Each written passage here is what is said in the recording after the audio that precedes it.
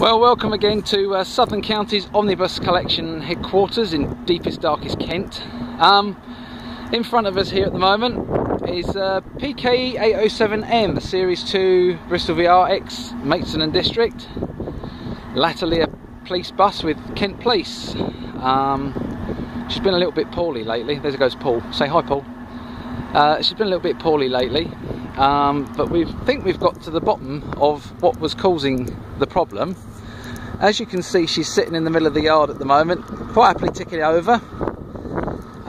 Whereas before, she would tick over and she would get to about 45 minutes, 40 minutes, and then she'd just literally, the engine would die. She'd go all sort of shuddery, stop. But now she's been running for, must be heading for about an hour and a half, and as you can hear, she's running pretty well actually. She surges a little bit, the engine goes up and down, but I think that's where we were sort of fiddling around with the idle valve, and the engine cut out switch, and I say that sort of give her a little bit of a tweak with that, and it'll probably resolve that problem. But initially we thought the problem was what every self-respecting VR owner dreads. Now these fins in here, they're normally open in the summertime and closed in the winter times to keep the radiator up to a decent temperature. However, when 807 was painted, unfortunately, they were painted shut. So we've managed to get these open, all the fins open, and there's a little spring up inside behind the panel, which has been taken off, so now there's no risk of them opening at all. And I think somewhere in there as well, if you're just about to see, there's a bit of broom handle in there, which is an East Kent tradition. If ever you get a Bristol VR that's been owned by East Kent, 9 times out of 10 there's a bit of broom handle in it, keeping the slats open. So we did that originally thinking that it was an overheating problem with the bus, but no, it still did it. It still cut out and still died and everything. So the next course of sort of thing to look at was fuel starvation, but we got to taking the fuel filters off, and lo and behold, it was absolutely full of baby poo. It looked like baby poo anyway. Those of you who'd sort of been on the website periodically would see what was in the filters. It didn't look very nice, let's be honest. There goes the expression saying there's crap in the engine. I think that did look like there was crap in the engine. Oh, bit of wind. So yes, it's we've cleaned them out.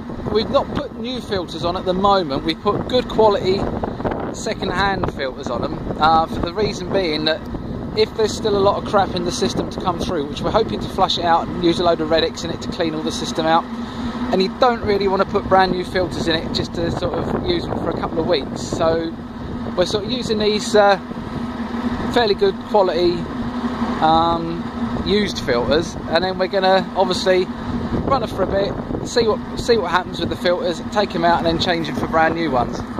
But as you can see, she's running pretty smartly, and what we're going to do, I'm going to go up to the engine, take you up and show you the engine.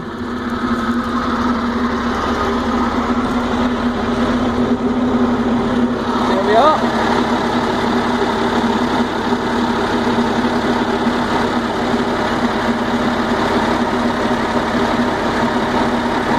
At the moment there's no air filter on it, because the air filter was dirty as well.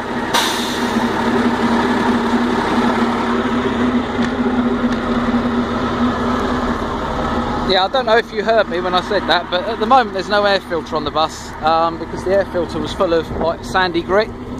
So we've taken that off just for the time being. So what we're going to do is put a new air filter on, and get it all nice and get it all clean and everything. And so we're going to hopefully get her undercover in the next few weeks. And once she's undercover, we'll sort of get her tidied up, lose all the green stuff that's over her.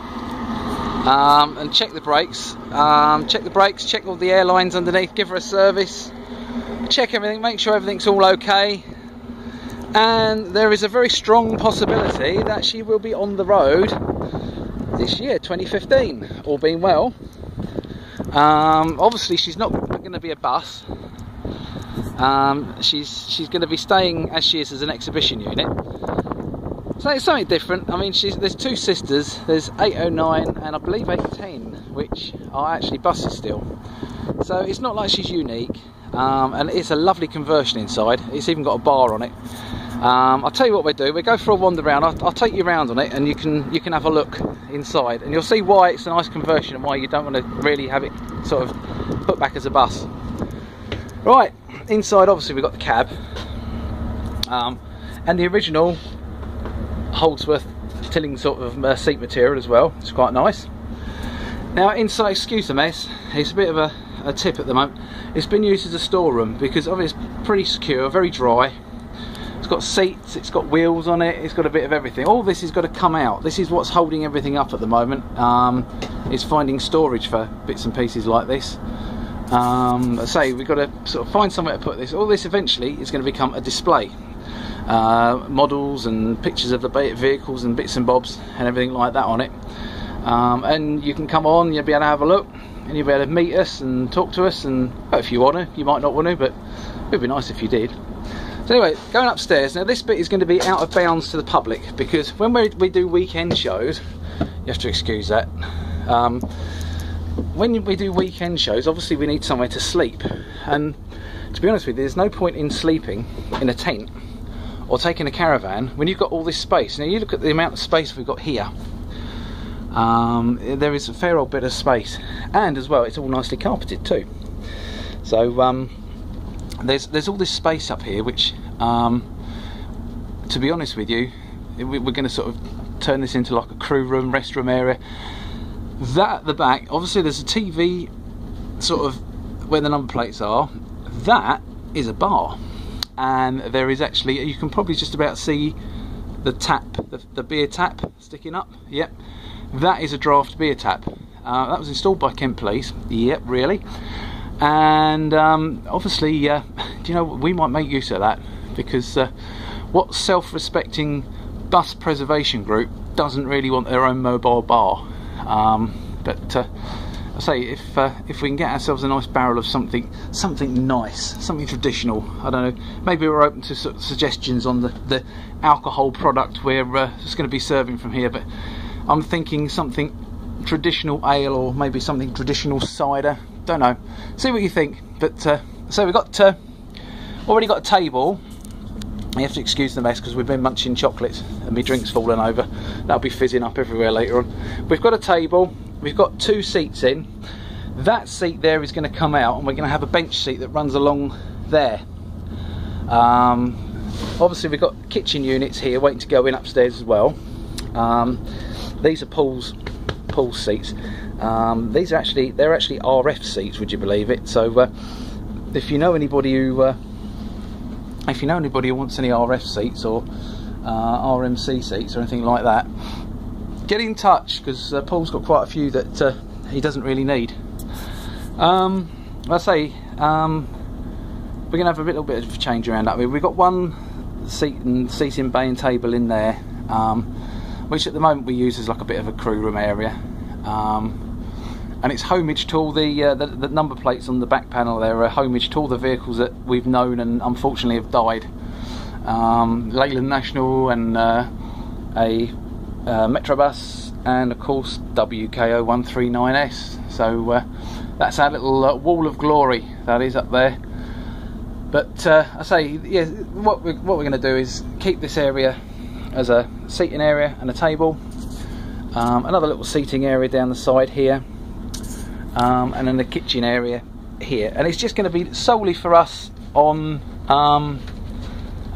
you know, camping days, you know, where we can go out somewhere and we can go to a show, and we can sort of do steam rallies and weekend shows and everything.